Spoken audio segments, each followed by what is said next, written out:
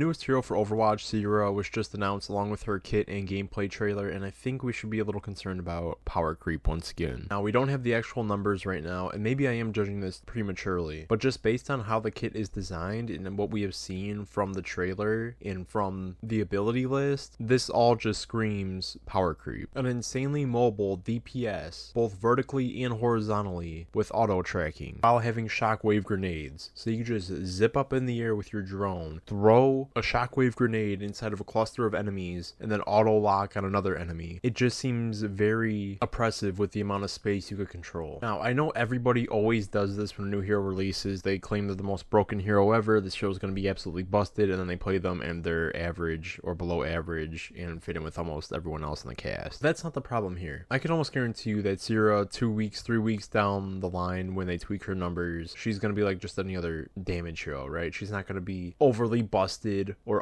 overly underpowered. She's going to be like where 80% of the other DPSs are, where she's viable in most scenarios. The thing about power creep is that it's not sudden. Most of the times it is a buildup of things. Not one thing will not just cause the entire game to shift unless you're Brigitte on launch. These things gradually build up over time, where if other heroes aren't getting constantly updated, they're going to fall behind, while new heroes are just going to keep getting more and more powerful. And eventually those new heroes are going to have to one-up each other. If you look at the top players, if you look at the Overwatch League, throughout the entirety of the Overwatch League, throughout the entirety of pro play, it is always Lucio on top, along with Tracer. And since Overwatch 2, it's been Lucio, Tracer, Sojourn, and Kriko. What do all those characters have in common? They are extremely mobile and have get-out-of-jail-free cards. If you've been watching pro play recently, Emre has taken over Sojourn's spot. And that's because Emre, his numbers are really good right now, and his kit just has a lot to offer. You pull out your pistol, you have lifesteal, damage resistance, I believe, faster movement, and you could jump higher. That is insane. With just one ability, you could do that much things. It's like, imagine if Soldier can sprint, but while he's sprinting, his gun just automatically reloads and he runs faster over time. If Soldier was introduced today, it would be something dumb like that. But because he's older, his sprint is just sprint. And then you look at Kriko, where Suzu cleanses you, makes you invulnerable, and heals you. And at a time, it did knockback on a single ability, on top of wall climbing, extremely high damage potential, and a teleport. And Kitsune being one of the best ults in the game is just a cherry on top. So power creep has been a problem for a while. Overwatch 2 really amplified it, and slowly we've been seeing heroes introduced with more and more kit bloat, with more powerful abilities, with more abilities doing more than just one thing. Look at someone like Hazard and how much abilities he has within his abilities. He doesn't excel at any of his abilities, but he's still really good at his abilities. Block isn't good enough, so he has to also damage people while blocking. He could leap, he could create barriers similar to Ice Wall, and then that barrier could just explode. Now, I know Overwatch has to be innovative, and I know it has to create new abilities and has to keep heroes interesting, but there should also be some kind of cutoff point of like, alright, this mobility is too much for this character, we need to tone it back a little bit. Or maybe not have auto tracking on a character that is very highly mobile. It does look like her auto tracking is a skill shot where you have to actually hit the target with your drone in order to be able to auto track onto them and auto lock onto them. Depending on how hard that skill shot is to hit, I feel like that does make it a little bit more acceptable, but it's going to become a problem where she's going to dominate in higher ranks and just suck in lower ranks. Kind of like Kriko. But again, we don't have any of the numbers. We don't have any statistics with her yet. We have no hands-on gameplay. So I could be all wrong. This could just be hysteria. But with the way her kit is designed, I'm really not digging it. I mean, she looks like a lot of fun. She looks like she's going to be a lot of fun to play, but I feel like every day we're just rendering more and more characters useless. I mean, Soldier's just getting gutted because we had a Soldier and who's a better Soldier if you're higher skilled, and now it looks like Sierra might be an even better Soldier because she has his ult as an ability instead of an ultimate, while her ultimate is just pure damage. I actually don't think the last 5 heroes contributed that much to like a power creep in the overall game. I feel like they were actually very well balanced, aside characters like Emre. Even Jetpack Cat, a full flying hero, could work because, one, she's a big target that's moving in the air constantly. If you're a hit scan, you could easily take her out. And then once they fixed her brawling ability, she feels much more balanced in the game. And I think the biggest issue right now we have with power creep is perks.